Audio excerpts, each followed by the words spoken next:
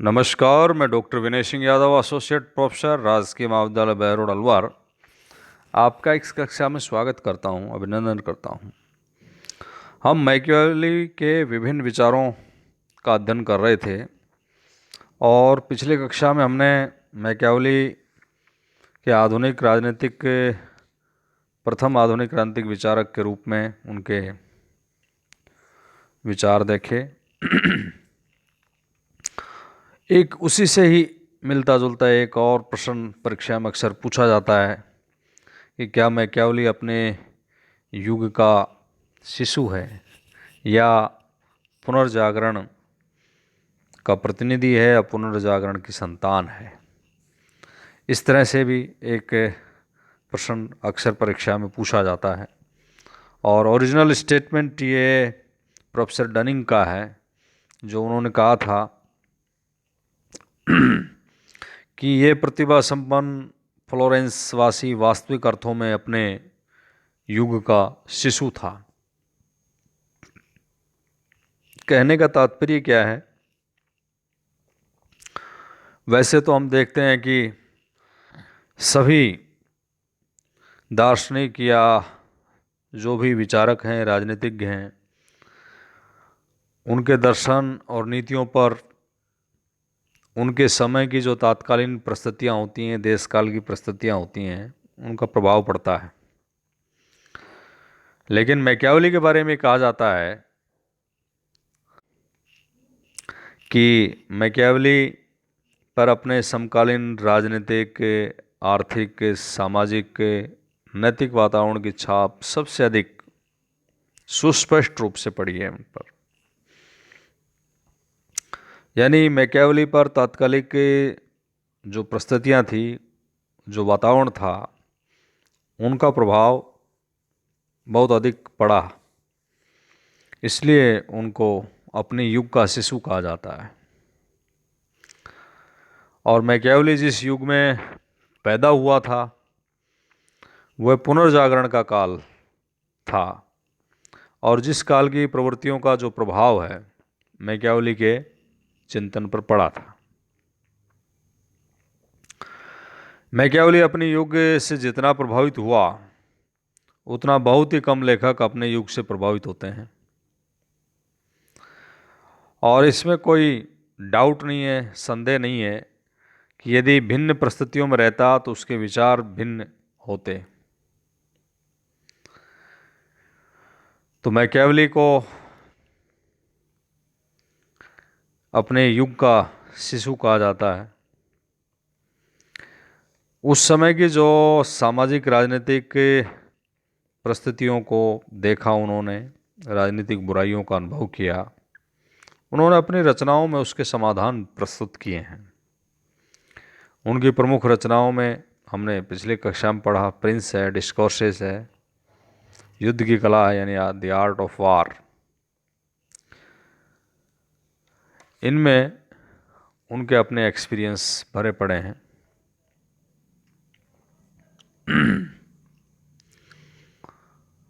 सोल्वी Machiavelli पर जिन परिस्थितियों या जो उनके चिंतन पर जो प्रभाव पड़ा, वो कौन कौन सी ऐसी खास बातें थी जिसके आधार पर उनको अपने युग का शिशु, या ये कहें कि पुनर्जागरण की ऐसी कौन सी परिस्थितियां थी जो उनके ऊपर, उनके जीवन और उनके दर्शन विचार पर प्रभाव पड़ा। तो उसमें कुछ महत्वपूर्ण बिंदु हैं जिनके आधार पर हम चर्चा करेंगे। तो एक है राष्ट्रीयता की भावना। उस समय इंग्लैंड में, फ्रांस में, स्पेन में राष्ट्रीय एकीकरण की प्रक्रिया पूरी हो चुकी थी और फ्रांस, इंग्लैंड, स्पेन के निवासियों ने स्वयं में एकता की भावना अपना ली थी।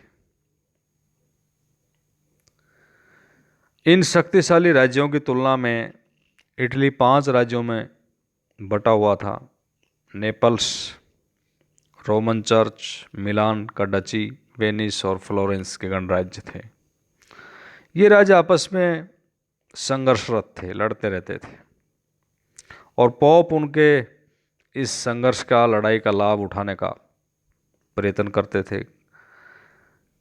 वे कभी फ्रांस, कभी स्पेन को इटालियन राज्यों के जो आंतरिक मामले थे उनमें हस्तक्षेप करने के लिए प्रोत्साहित करते रहते थे।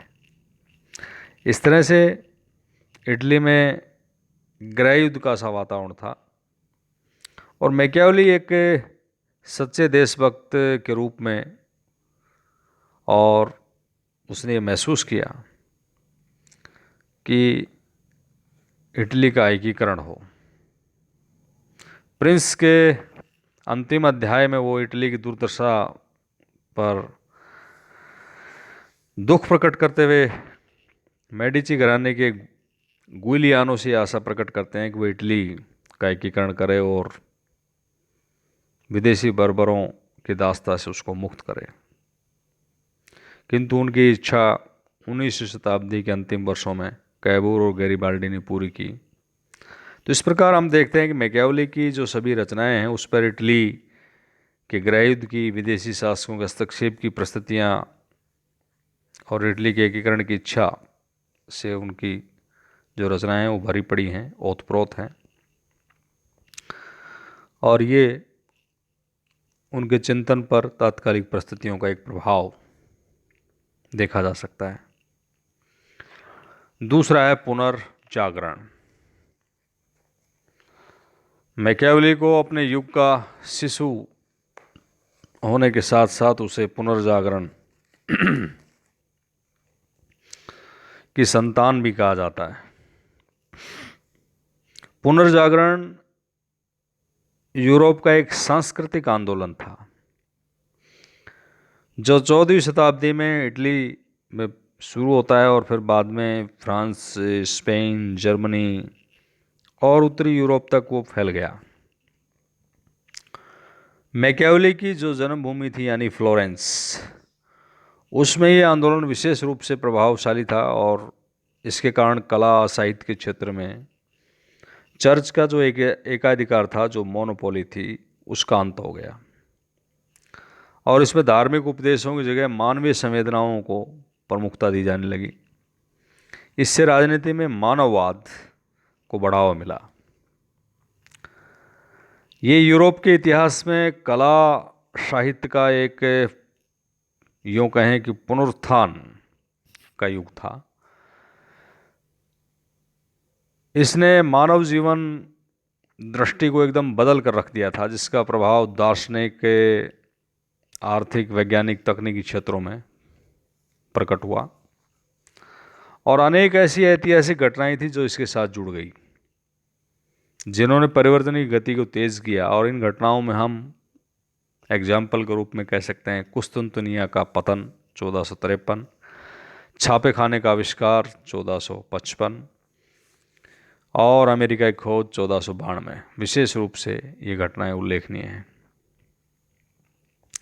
कुस्तुनतुनिया पर तुर्कों की विजय के कारण जो यूनानी विद्वान इटली भाग कर आए थे, वे अपने साथ बहुत सारी प्राचीन जो पांडुलिपियाँ थी वो लाए थे और इनमें ऐसे विचार भरे पड़े थे जो मध्ययुगीन चिंतन प्रणाली के लिए एकदम नए थे।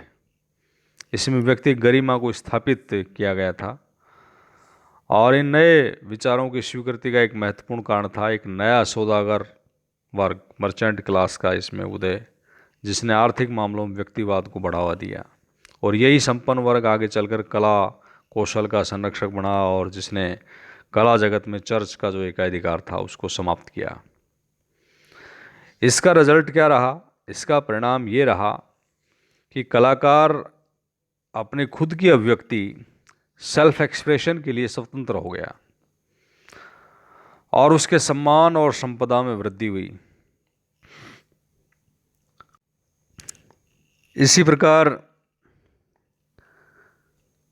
एक और दूसरा डेवलपमेंट ये था कि छापे खाने का आविष्कार के कारण नए विचारों और नई अभिव्यक्तियों को प्रसार हुआ। कला, साहित्य, विज्ञान, प्रौद्योगिकी, सब ने इस युग में एक नए सामाजिक राजनीतिक विचारों के विकास में योगदान दिया।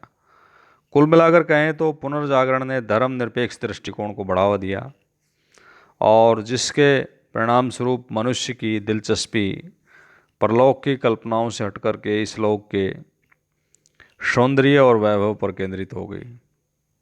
और मैकियावेली ने इस नई चेतना को राजनीतिक चिंतन के रूप में ढाल दिया। ये उनके चिंतन में मुखर रूप से ऐसे विचार साफ दिखाई पड़ते हैं।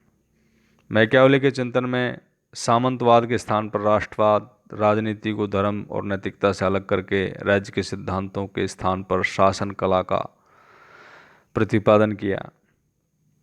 तो ये भी उनके तात्कालिक समय की युग की परिस्थितियों का मैकियावेली के चिंतन पर प्रभाव देखने को मिलता है। एक है शक्तिशाली राजतंत्रों की स्थापना। 16वीं सदी तक चर्च और राज्य की सीमित सत्ता का आंदोलन पूर्णतः समाप्त होकर इन क्षेत्रों में केंद्रीकरण की प्रवृत्ति प्रारंभ हो गई और राजतंत्र ने सामंतों की शक्ति और पोप ने काउंसिल आंदोलन की प्रतिनिधिमूलक संस्थाओं का अंत कर दिया और अलग अलग देशों में निरंकुश राजतंत्रों की स्थापना हुई, जैसे इंग्लैंड में हेनरी सप्तम, फ्रांस में लुई एकादश इत्यादि। और ये राज्य सबल शासकों के नेतृत्व में दिन प्रतिदिन शक्तिशाली और समृद्धिशाली हो रहे थे। वास्तव में ये युग सबल राजतंत्र का युग था और मैकियावेली की रचनाओं में इस आदर्श का पर्याप्त प्रमाण मिलता है। उसने इटली के लिए ऐसे शासन की कल्पना की थी जो इटली की समस्त राजनीतिक शक्ति का जिसमें केंद्रीकरण हो और इटली में एकता स्थापित हो, सबल राजतंत्र की स्थापना हो सके। इसी प्रकार एक और विचार है धर्म और नैतिकता का राजनीति से पृथक्करण। इसमें हम देखते हैं कि 15वीं शताब्दी में पोप के विश्व साम्राज्य का जो स्वप्न था वो नष्ट हो गया था और पोप के विलासमय जीवन और कुकर्मों से लोगों के हृदय में धर्म के प्रति विश्वास और श्रद्धा समाप्त कर दी थी। पोप अलेक्जेंडर षष्ठ का उदाहरण देते हुए मैकियावेली ने लिखा है कि उसने जीवन भर धोखा देने के अतिरिक्त और कोई कार्य नहीं किया। तो ये इन परिस्थितियों के में उन्होंने राजाओं को ये उपदेश दिया कि वो नैतिक आदर्शों की परवाह ना करें। उनका एक फेमस स्टेटमेंट हमने पिछली कक्षा में उद्धृत किया था कि राजा को राज्य की चिंता करनी चाहिए, साधन तो सदैव आदरणीय समझे जाएंगे और सामान्य रूप से उनकी प्रशंसा की जाएगी। मैकियावेली का अपने समय की परिस्थितियों का प्रभाव पड़ा और तत्कालीन परिस्थितियों के अनुसार उसने राजा को यह सलाह दी थी कि राज्य के अस्तित्व को बनाए रखने के लिए धर्म और नैतिकता के सिद्धांतों की उसे चिंता नहीं करनी चाहिए।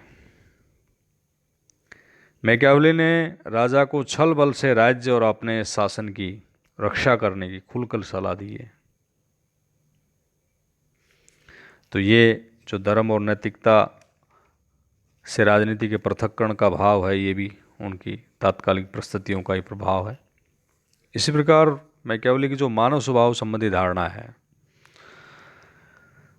वो मैकियावेली के अपने युग की परिस्थितियों का ही प्रभाव है। उनके समय में इटली में शासक, सरकारी कर्मचारी, साधारण नागरिक सभी भ्रष्ट आचरण में लिप्त थे और शासक और पोप का जो संघर्ष था, पोप के षड्यंत्र और साधारण नागरिक के पतित और स्वार्थी आचरण ने उन पर मानव स्वभाव की बहुत ही एक बुरी छाप छोड़ी और उसने ये विचार व्यक्त किया कि न तो मनुष्य में ईश्वरीय गुण है और न ही वो नैतिक प्राणी है, वो एक जानवर है और जानवरों की जो चालाकी और खूंख अंकार जो प्रवृत्ति है उसमें दिखाई पड़ती हैं। इसलिए उसने राजा के लिए शेर जैसा साहस और लोमड़ी की चालाकी दोनों के संयोजन की बात की है। तो इन तर्कों के आधार पर हम कह सकते हैं